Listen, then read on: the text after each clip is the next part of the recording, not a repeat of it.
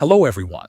In this video, I will show you how to fix Roblox error code 524 in a few simple steps. First, check your account age settings. Sometimes this error happens if your account is set under 13 years old. In that case, you can only join private servers made by friends. Open your account settings and make sure your age is correct. If needed, you can update it or use a parent-managed account. Next, try joining the game through your friend list instead of clicking a direct link. Wait until your friend is already inside the game, then go to their profile and press join. This method often works because it uses a valid private server access. Another thing to check is the server status. Sometimes the problem is not on your side.